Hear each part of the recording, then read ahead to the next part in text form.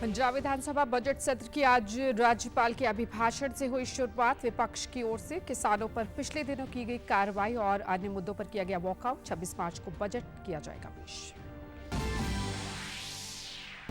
पंजाब सरकार ने संयुक्त किसान मोर्चा और भारतीय किसान यूनियन उग्राहा को आज चंडीगढ़ में बाद दोपहर बैठक का दिया न्यौता। उग्राहा संगठन ने बैठक में शामिल होने से किया इनकार।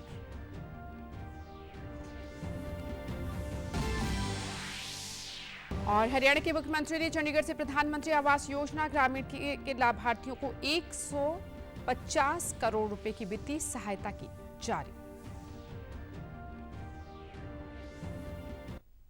नमस्कार, चंडीगढ़ से आपका स्वागत है। मैं हूं राजेंद्र कौर। अब समाचार विस्तार से। पंजाब विधानसभा का बजट सत्र आज से शुरू हो गया है। पंजाब के राज्यपाल और चंडीगढ़ के प्रशासक गुलाब चंद कटारिया के अभिभाषण से बजट सत्र की शुरुआत हुई। राज्यपाल के अभिभाषण के दौरान विपक्ष की ओर से विरोध शुरू कर दिया गया। किसान आंदोलन के बारे में पंजाब पुलिस द्वारा की गई कार्रवाई और पटियाला में कर्नल और उनके बेटे के साथ हुई मारपीट के मामले को लेकर विपक्ष के नेता प्रताप सिंह बाजवा की अगुवाई में कांग्रेस ने वॉकआउट किया। राज्यपाल ने अपने अभिभाषण में नशों के खिलाफ की जा रही कार्रवाई का जिक्र किया और राज्य सरकार की उपलब्धियों के बारे में भी बताया। उन्होंने राज्य सरकार के कार्यों के बारे में कहा कि शिक्षा और स्वास्थ्य को लेकर सरकार ने कई योजनाएं शुरू की हैं। राज्य के जिला और सब डिवीजन अस्पतालों में बढ़िया स्वास्थ्य सुविधाएं पहुंचाने का काम हो रहा है।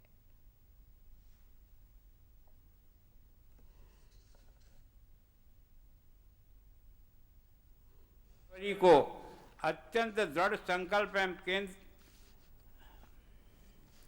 केंद्रित तरीके से नशीले पदार्थों के विरुद्ध युद्ध, नशिया विरुद्ध की शुरुआत जैसे रणनीतिक पहल करते हुए मादक पदार्थों की तस्करी और संगठित अपराध के विरुद्ध अपनी लड़ाई तेज कर दी है। विधानसभा की कार्रवाई शुरू होने से पहले भी कांग्रेस नेताओं ने बैनर दिखाकर आम आदमी पार्टी के किसानों पर पिछले दिनों 19 मार्च को की गई कार्रवाई की निंदा की। वॉकआउट के बाद बाहर आकर विपक्ष के नेता प्रताप सिंह बाजवा ने कहा कि पहले मुख्यमंत्री भगवंत मान किसानों के धरनों में जाकर किसानों का समर्थन लेते रहे, पर अब किसानों के खिलाफ निंदनीय कार्रवाई की। उन्होंने कहा कि लुधियाना विधानसभा उपचुनाव को ध्यान में रखते हुए व्यापारियों के वोट हासिल करने के मद्देनजर किसानों पर आम आदमी पार्टी ने यह कार्रवाई की है। ਅਸੀਂ ਸਾਈਡ ਤੇ ਬੈਠ ਜਾਂਦੇ ਆ ਤੇ ਤੁਸੀਂ ਆਪਣੀ ਟ੍ਰੈਫਿਕ ਖੋਲ ਲਓ ਤੇ ਕੰਮ ਚੱਲ ਲੈਣ ਦਿਓ। ਸੋ ਇਹ ਸਾਫ਼ ਤੌਰ ਕਿ ਜਿਹੜਾ ਐਕਸ਼ਨ ਕੀਤਾ ਗਿਆ, ਇਹ ਐਕਸ਼ਨ ਕੇਜਰੀਵਾਲ ਸਾਹਿਬ ਜਿਹੜੇ ਵਿਪਾਸਨਾ ਤੇ ਆਏ ਸੀ, ਵਿਪਾਸਨਾ ਨਹੀਂ, ਇਹ ਜਿਹੜੀ ਲੁਧਿਆਣੇ ਵੈਸਟ ਦੀ ਇਲੈਕਸ਼ਨ ਹੈ, ਇਹ ਉਹਦੇ ਨਾਲ ਮੱਦੇਨਜ਼ਰ ਰੱਖਦਾ ਹੋਇਆ ਅਸੀਂ ਪਹਿਲੇ ਪੁੱਛਣਾ ਚਾਹੁੰਦੇ ਆ। ਮਾਨ ਸਾਹਿਬ ਇਹ ਧਰਨੇ ਤੇ ਬੈਠੇ ਰਹੇ, ਕਈ ਤੁਹਾਡੀਆਂ ਮੀਟਿੰਗਸ ਹੋਈਆਂ, ਤੁਸੀਂ ਧਰਨਾ ਜੇ ਚੁਕਵਾਉਣਾ ਹੀ ਸੀ ਤੇ ਚੁਕਵਾਉਣ ਦੇ 20 ਤਰੀਕੇ ਨੇ ਸਰਕਾਰ ਦੇ ਕੋਲ। इसके बाद विधानसभा की कार्रवाई 2 बजे तक स्थगित कर दी गई थी। पंजाब के वित्त मंत्री हरपाल सिंह चीमा ने विधानसभा से बाहर पत्रकारों को कैबिनेट के फैसलों के बारे में बताते हुए कहा कि कैदियों के आदान प्रदान के बारे में नई नीति लाई गई है, जिससे कानून व्यवस्था और बेहतर हुई है। पॉलिसी सी कि जेडे अदर स्टेटां दे अंदर जेडे पंजाब नूं चाहीदे सी, ਜਿਹੜੇ ਕੁਝ ਕੈਦੀ ਪੰਜਾਬ ਦੇ ਅੰਦਰ ਜਿਹਦੀ ਲੋੜ ਹੁੰਦੀ ਸੀ ਟ੍ਰਾਇਲ ਚਲਾਉਣ ਦੇ ਲਈ ਜਾਂ ਪੰਜਾਬ ਦੀਆਂ ਜੇਲ੍ਹਾਂ 'ਚ ਲੈ ਕੇ ਆਉਣ ਲਈ, ਜਾਂ ਦੂਸਰੇ ਸਟੇਟਾਂ ਦੇ ਜਿਹੜੇ ਪੰਜਾਬ 'ਚ ਬੰਦ ਹੁੰਦੇ ਸੀ ਉਹਨਾਂ ਨੂੰ ਲਿਜਾਣ ਲਈ ਕੋਈ ਪਾਲਿਸੀ ਹੈ ਨਹੀਂ ਸੀਗੀ।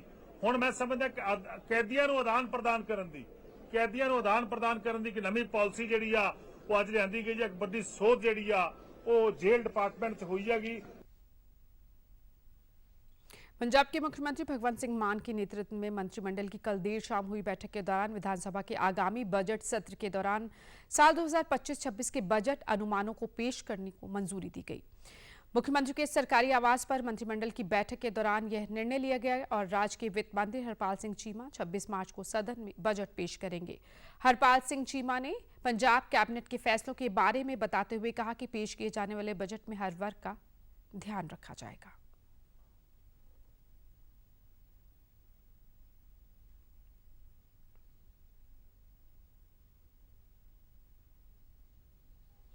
पंजाब दा सालाना बजट 2025-26 बजट जिहड़ा 2025-26 वो 26 मार्च नूं 26 मार्च नूं पेश होणागा। ਅੱਜ ਉਹਨੂੰ ਲੈ ਕੇ ਕਾਫੀ ਵਿਚਾਰ ਵਟਾਂਦਰੇ ਅੱਜ ਦੀ ਇਸ ਕੈਬਨਿਟ ਮੀਟਿੰਗ ਦੇ ਵਿੱਚ ਮਾਨਯੋਗ ਮੁੱਖ ਮੰਤਰੀ ਸਾਹਿਬ ਦੇ ਨਾਲ ਸਾਰੇ ਕੈਬਨਿਟ ਕੋਲੀਗਸ ਦੇ ਨਾਲ ਹੋਈਆਂ। मंत्रिमंडल ने साल 2023-24 के लिए controller and auditor general of India की रिपोर्ट को भी सदन में पेश करने की मंजूरी दी। आर्थिक रूप से कमजोर छात्रों को निजी स्कूलों में 25% आरक्षण देने के लिए और समाज के आर्थिक रूप से कमजोर वर्गों के छात्रों को गुणवत्तापूर्ण शिक्षा सुनिश्चित करने के बारे में एक महत्वपूर्ण निर्णय लेते हुए मंत्रिमंडल ने Punjab right of children to free compulsory education rules 2011 में संशोधन को भी मंजूरी दे दी है। उन्होंने कहा कि इससे आर्थिक रूप से कमजोर वर्ग के छात्र निजी स्कूलों में दाखिला ले सकेंगे। यह ऐतिहासिक पहल राज्य में शिक्षा क्रांति के नए युग की शुरुआत करेगी और अब निजी स्कूलों में भी गरीबों के लिए गुणवत्तापूर्ण शिक्षा के द्वार खुलेंगे, जबकि सरकारी स्कूलों में पहले से ही ये शिक्षा दी जा रही है। आगे बढ़ते पंजाब सरकार द्वारा संयुक्त किसान मोर्चा पंजाब चैप्टर और भारतीय किसान यूनियन उगराहा को बैठक का न्योता दिया गया है। राज्य के कृषि मंत्री गुरमीत सिंह खुडिया ने आज बाद दोपहर 4 बजे चंडीगढ़ के पंजाब भवन में इन किसानों को बैठक के लिए न्योता दिया है। गौरतलब है कि 19 मार्च को किसान नेता जगजीत सिंह डल्लेवाल और सरवन सिंह पंधेर की अध्यक्षता में लगभग 28 किसानों के प्रतिनिधिमंडल ने केंद्रीय कृषि मंत्री शिवराज सिंह चौहान सहित 2 अन्य केंद्रीय मंत्रियों के साथ बैठक की। इस बैठक में पंजाब की ओर से भी 3 कैबिनेट मंत्री शामिल हुए, लेकिन बैठक के बाद वापस जाते हुए किसान नेता जगजीत सिंह डल्लेवाल और सरवन सिंह पंधेर सहित अन्य किसानों को पंजाब सरकार ने गिरफ्तार कर लिया था। पंजाब पुलिस की ओर से शंभू और खनौरी बॉर्डर पर किसानों द्वारा अपने रहने के लिए बनाए रैन बसेरे और टेंट इत्यादि को नष्ट कर दिया गया था। इसके अतिरिक्त दोनों मार्गों पर ट्रैक्टर, ट्रॉलियां और अन्य अड़चनों को भी जेसीबी की मदद से हटा दिया गया था। पंजाब पुलिस ने भारी पुलिस बल का इस्तेमाल करते हुए इस पूरी कार्रवाई को अंजाम दिया। दोनों मोर्चों पर मौजूद किसानों को भी बसों में भरकर दूसरी जगह भेज दिया गया। सरकार की इस कार्रवाई की सभी किसान संगठनों और विपक्षी पार्टियों की ओर से निंदा की जा रही है। कल कई स्थानों पर किसानों द्वारा प्रदर्शन भी किए गए, जिन पर पंजाब पुलिस की कार्रवाई देखने को मिली। उधर पंजाब सरकार द्वारा किसानों को बातचीत के लिए आज दिए गए निमंत्रण पर जोगिंदर सिंह उगराहा ने संगठन ने बातचीत में न शामिल होने का ऐलान करते हुए कहा कि राज्य सरकार द्वारा बैठक के लिए बुलाकर गिरफ्तार करने की आशंका है।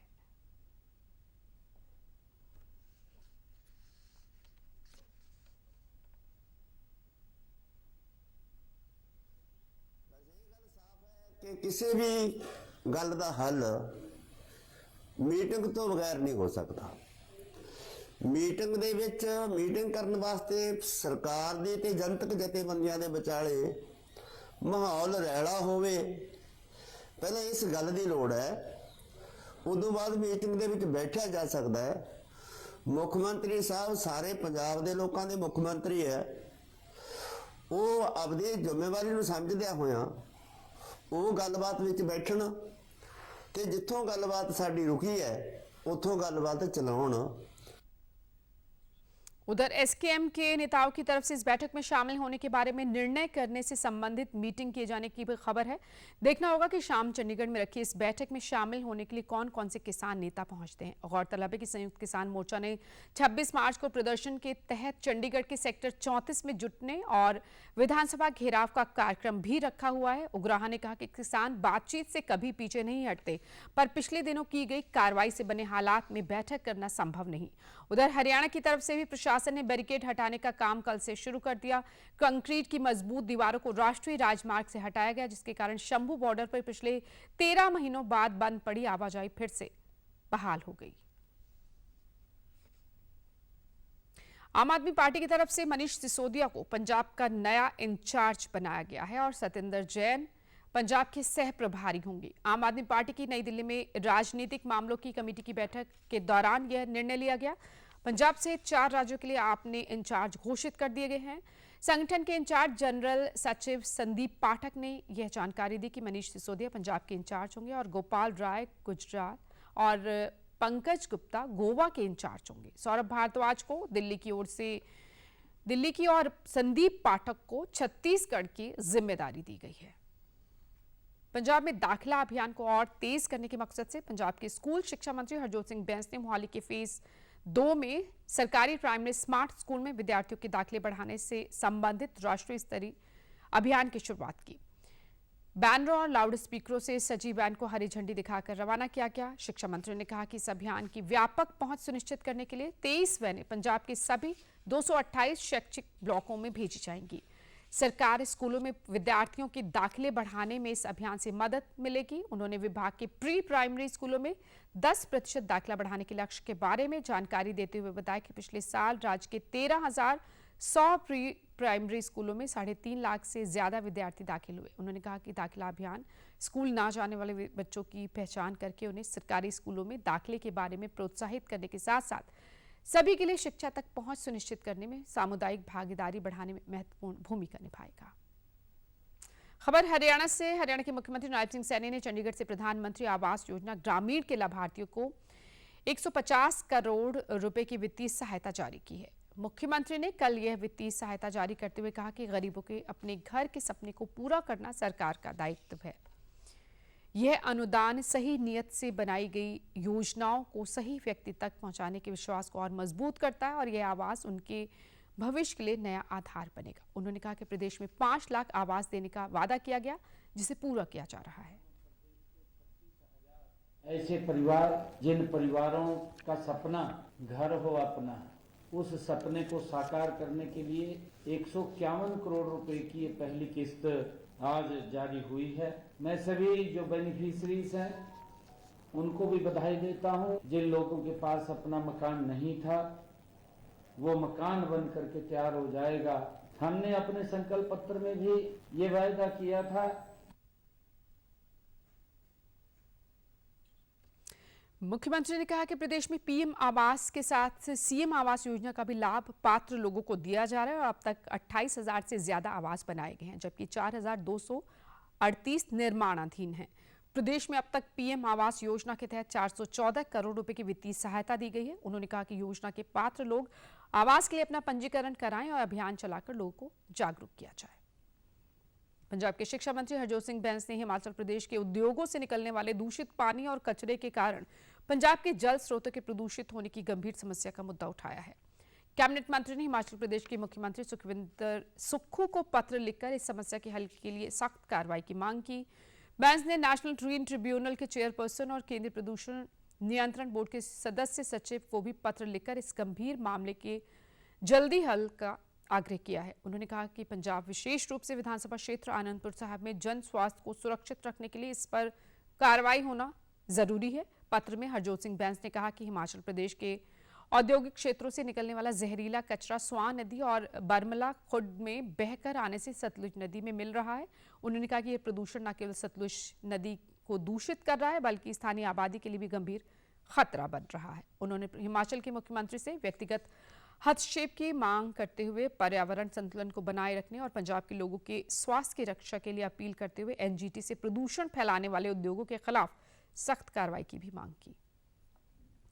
पंजाब के एनआरआई मामलों के मंत्री कुलदीप सिंह धालीवाल ने चौथी एनआरआई मिलनी के अंतर्गत प्रवासी पंजाबियों की समस्याओं और शिकायतों को सुना। वीडियो कॉन्फ्रेंसिंग के माध्यम से हुई मासिक ऑनलाइन एनआरआई मिलनी के दौरान 123 शिकायतें मिली। उन्होंने बताया कि पिछले 3 ऑनलाइन मिलनियों के दौरान 393 शिकायतें मिली, जिनमें से 343 शिकायतों का समाधान कर दिया गया। उन्होंने कहा कि पंजाब देश का एकमात्र राज्य है जिसने प्रवासी पंजाबियों की समस्याओं के समाधान के लिए यह कार्यक्रम शुरू किया है। उन्होंने कहा कि एनआरआई पंजाबियों को इस सुविधा से लाभ हो रहा है और प्रवासियों की शिकायतों को प्राथमिकता के आधार पर हल किया जा रहा है। पेंशन स्कीम को लेकर सरकार ने यूनिफाइड पेंशन स्कीम के नियम नोटिफाई कर दिए हैं, जिससे केंद्र सरकार उन कर्मचारियों को एक नया ऑप्शन मिला है जो पहले से एमपीएस के दायरे में आते हैं। यह नियम 1 अप्रैल 2025 से लागू होंगे। नियम 56J के तहत जिन्हें सेवा मुक्त किया गया है वे इस योजना के पात्र हैं। इसके अलावा ऐसे कर्मचारी जिनके कानूनी रूप से विवाहित जीवन साथी सेवानिवृत्त हो चुके हैं या एकीकृत पेंशन योजना के विकल्प चयन से पहले ही जिनकी मृत्यु हो गई है वे भी इस योजना के पात्र हैं। केंद्र सरकार के इन सभी श्रेणियों के कर्मचारियों के लिए नामांकन और दावा फॉर्म 1 अप्रैल से प्रोटीन CRA की वेबसाइट पर ऑनलाइन उपलब्ध होंगे। कर्मचारी फॉर्म को भौतिक रूप से भी जमा करा सकते हैं। और आप हमारे समाचार YouTube channel DD news Chandigarh, Facebook DD news Chandigarh और social media X DD news CHD पर भी देख सकते हैं। खबरों के इस बुलेटिन में फिलहाल इतना ही। इजाजत दीजिए। नमस्कार।